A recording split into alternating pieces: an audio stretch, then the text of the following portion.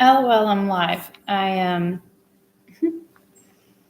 going to read Chimel versus California in criminal procedure, seizure and search of premises section.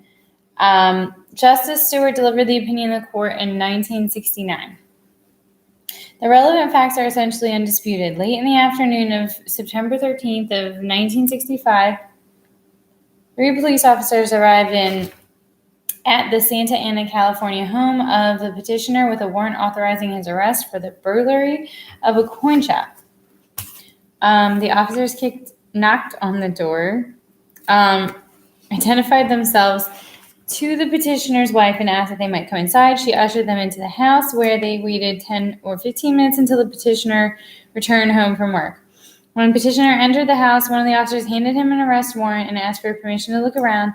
The petitioner objected, but was advised that on the basis of the lawful arrest, the officers would nonetheless conduct a search. No search warrant had been issued.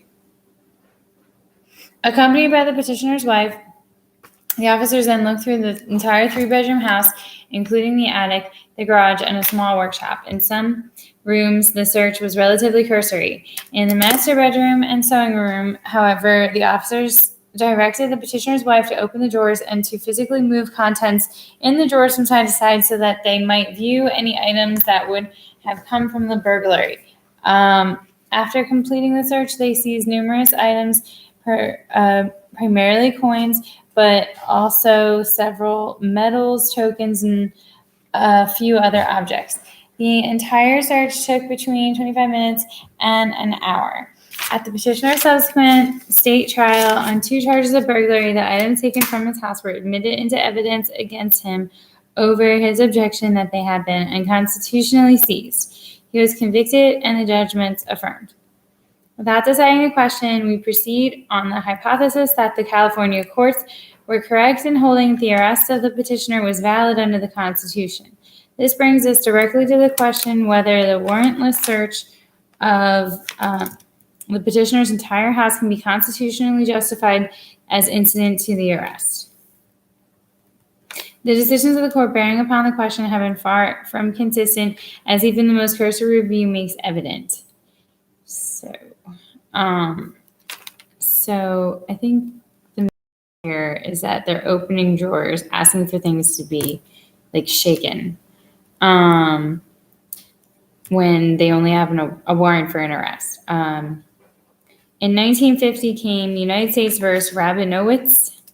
It's a case law, 1950. The decision upon which California primarily relies, and the case now before us. In Rabinowitz, federal authorities had been informed that the defendant was dealing in stamps bearing forged overprints. On the basis of the information, they secured a warrant for his arrest, which they executed at his one-room business office. At the time of the arrest, the officers searched the desk, safe, and file cabinets in the office for about an hour and a half and seized 573 stamps with forged overprints. The stamps were admitted to the evidence at the defendant's trial, and this court affirmed this conviction, rejecting the contention that the warrantless search had been unlawful. The court held that the search in its entirety fell within the principle giving law enforcement authorities the right to search a place where the arrest is made in order to find things connected with the crime. The test, said the court, is not whether it is reasonable to procure a search warrant, but whether the search was reasonable. Rabinowitz has come to stand for the proposition inter alia that a warrantless search incident to a lawful arrest may generally extend to the area that is considered to be the possession or under the control of the person arrested.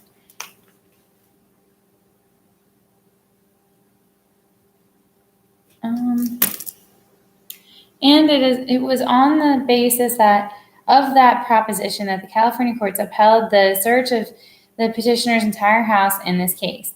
That doctrine, however, at least in the broad sense in which it was applied by the California courts in this case, can withstand neither historical nor rational analysis.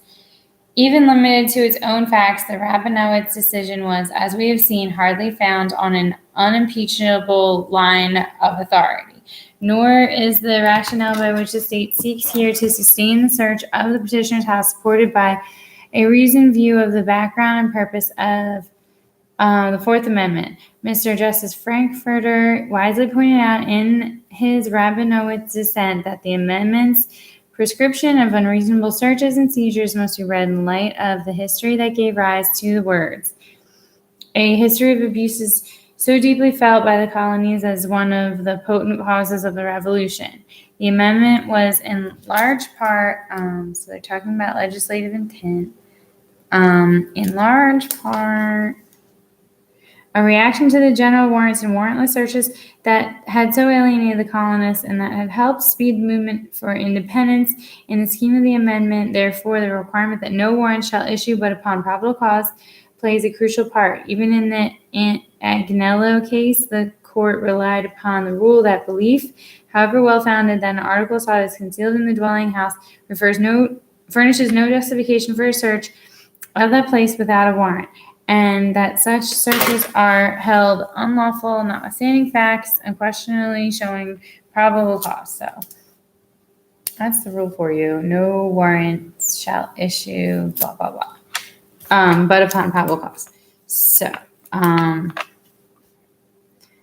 as such searches are held unlawful, notwithstanding facts unquestionably showing probable cause.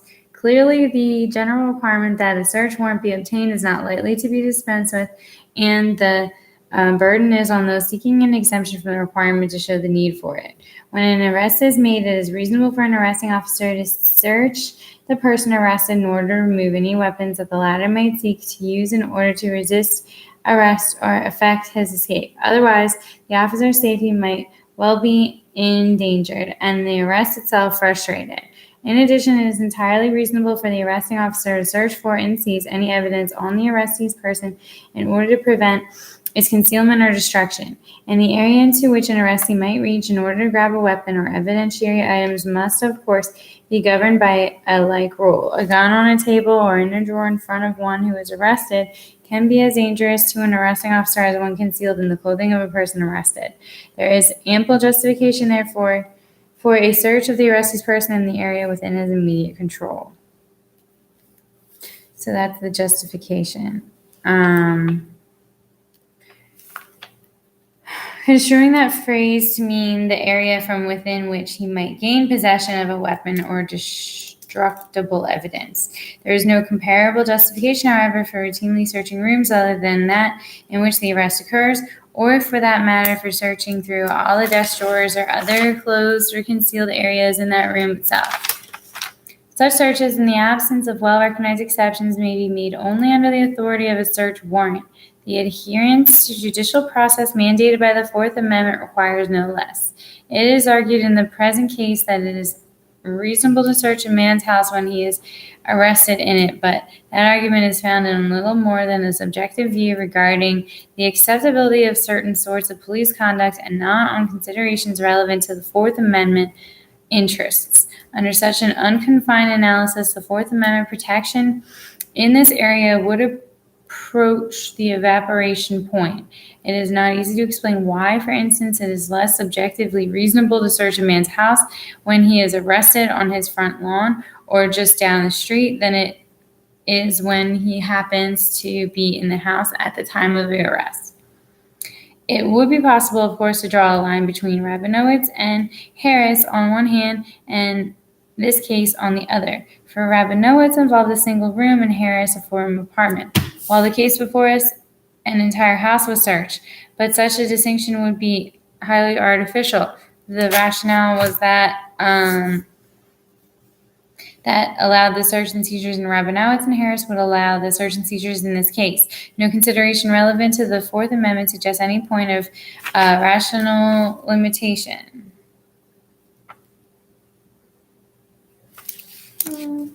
Once a search is allowed to go beyond the area from which the person arrested might obtain weapons or evidentiary items, the only reasoned distinction is one between the search of the person arrested and the area within his reach, on the one hand, and more extensive searches on the other.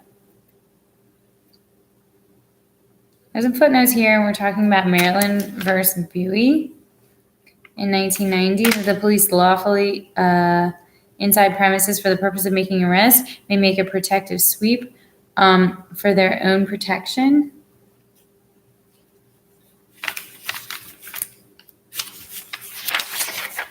And are there any other cases in there?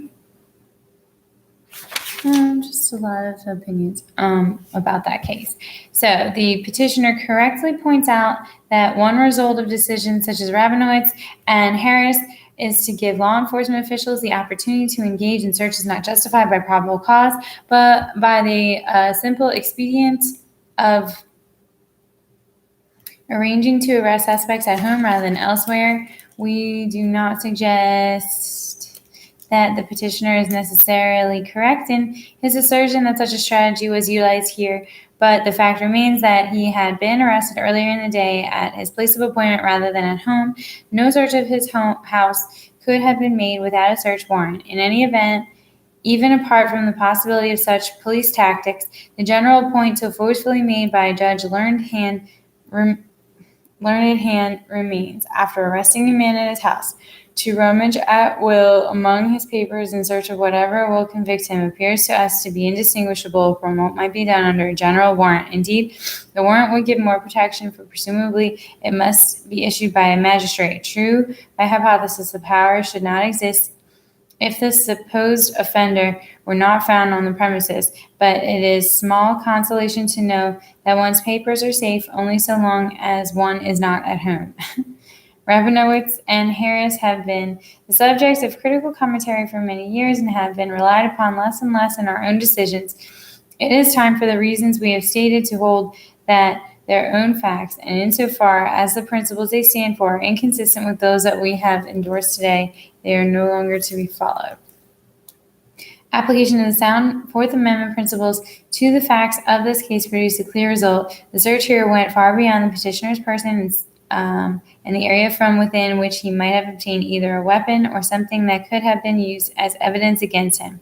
There was no constitutional justification in the absence of a search warrant for extending the search beyond that area. The scope of the search was, therefore, unreasonable under the Fourth and 14th Amendment, and the petitioner conviction cannot stand reversed. Justin Harlan concurring. Justin White, with whom Justice Black joins, dissenting. It isn't long.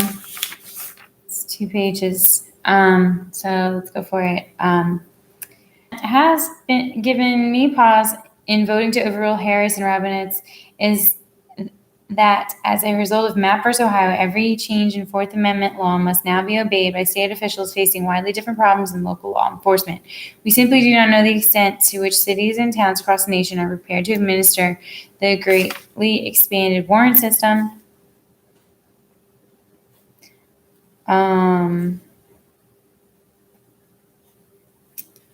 which will be required by today's decision. Nor can we say with assurance that in each and every local situation, the warrant requirement plays an essential role in the protection of those fundamental liberties protected against state infringement by the 14th Amendment. So White and Black dissenting say the court has always held and does not today deny that when there is probable cause of search and it is impracticable for one reason or another to get a search warrant, then a warrantless search may be reasonable. This is the case whether an arrest was made at the time of the search or not. This case provides a good illustration of my point that it is unreasonable to require police to leave the scene of an arrest in order to obtain a search warrant when they already have probable cause to search, and there is a clear danger that the items for which they may possibly search will be removed before they return with a warrant.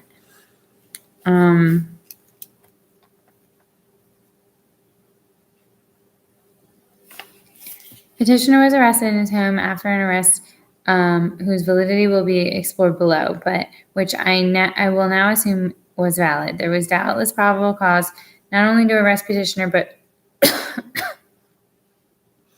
to search his house. He had obliquely admitted both to a neighbor and to the owner of a burglarized store that he had committed the burglary. In light of this, the fact that the neighbor had seen other admittedly stolen property in petitioner's house, there was surely probable cause with which could have issued a search the house for the stolen coins. Moreover, had the police simply arrested the petitioner, taken him off to the station house, and later returned with a warrant, it seems very likely that petitioner's wife, who in view of petitioner's generally garrulous nature, must have known of the robbery. would have removed the coins. For the police to search the house while the evidence they had probable cause to search out and seize was still there cannot be considered unreasonable. This line of analysis, supported by the precedents of this court, hinges on two assumptions. One is that the arrest of petitioner without a valid warrant was constitutional, as the majority assumes. The other is that the police were not required to obtain a search warrant in advance, even though they knew that the effect of the arrest might well be to alert petitioner's wife that the coins had better be removed soon. It must very often be the case that by the time probable cause to arrest a man is accumulated, the man is aware of police interest in him, or for other good reasons is on the verge of flight. Moreover, it will likely be very difficult to determine the probability of his flight. Given the situation, it may be best in all cases simply to allow the arrest if there is probable cause, especially since that issue can be determined very shortly after arrest. Last paragraph. If circumstances so often require the warrantless arrest that the law generally permits it, the typical situation will find the arresting officers lawfully on the premises without arrest or search warrant. Whereas here, the existence of probable cause is independently established and would justify a warrant for a broader search for evidence, I would follow past cases and permit such a search to be carried out without a warrant. Since the fact of arrest supplies an exigent circumstance justifying police action before the evidence can be removed, and also alerts the suspect to the fact of the search so that he can immediately seek judicial determination of probable cause in an adversary proceeding and appropriate redress.